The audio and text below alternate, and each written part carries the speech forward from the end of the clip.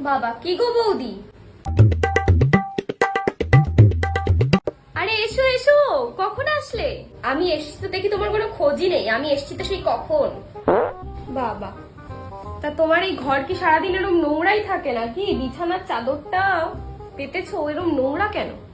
হ্যাঁ তা তো একটু নোংরা আছেই, কিন্তু কিছু কিছু মানুষের মনের থেকে কিন্তু পরিষ্কার আছে, দেখো অতটা নোংরা কিন্তু নেই। বলছি এই শাড়িটা তুমি কোথা থেকে পেলে গো? মানে এটা কি তোমার বাপের বাড়ি দিয়ে দিয়েছে? না না, হ্যাঁ এটা তো এই আগের বার পুজো তোমার দাদা আমাকে দিয়েছে। আমার দাদা দিয়েছে? তাহলে তো এটা আমি নিতেই পারি। আমারও বোকার মতো প্রশ্ন, এরকম একটা সুন্দর শাড়ি কিনা তোমার বাপের বাড়ি দিয়ে দেবে? যাই হোক, এটা আমি নিয়ে যাচ্ছি। হ্যাঁ, আমার বাপের বাড়ির শাড়ি থাকলে কি এভাবে ফেলে রাখতুম? আমার বাপের বাড়ির শাড়ি আমি সব সুন্দর করে তুলে রেখেছি, ওই শাড়ি কেউ হাতও দিতে পারবে না। আর হ্যাঁ হ্যাঁ, তুমি নিয়ে যেতে পারো, কেন বলো তো? আমার এই শাড়ি প্রচুর আছে।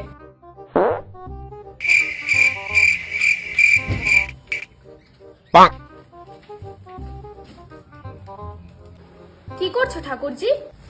এটা কি এক গাদা উল্টো পাল্টা জিনিস কিনে টাকাগুলো আমার দাদা নষ্ট করো নাকি? কাল তুমি বলছিলে না যে তোমার পিরিয়ডস এর একদম লিকেজের সমস্যা হচ্ছে, এটা দাও আমার কাছে। এটা হলো এভার ওভারনাইট পিরিয়ড প্যান্ট, যেটা 360 অ্যান্টি লিক কভারেজ দেয় আপ টু 12 আওয়ার্স অবধি। যেটার মধ্যে আছে higher absorption power equal to 3 pads, আর এটা ব্রিদেবল ফেব্রিক আর র্যাশ ফ্রিও। তাহলে এবার পিরিয়ডস এর সময় লিকেজ টেনশন থেকে থাকবে একদম ফ্রি। আমি এটা রেখে দিচ্ছি, তুমি কিন্তু যাওয়ার সময় অবশ্যই নিয়ে যাও। হ্যাঁ, কি বলছিস? কি সত্যি আমার চাকরিটা কনফার্ম হয়ে গেছে? চাকরি মানে? হ্যাঁ, আসলে আমি একটা ইন্টারভিউ দিয়েছিলাম, আমি সেখানে জবটা পেয়ে গেছি।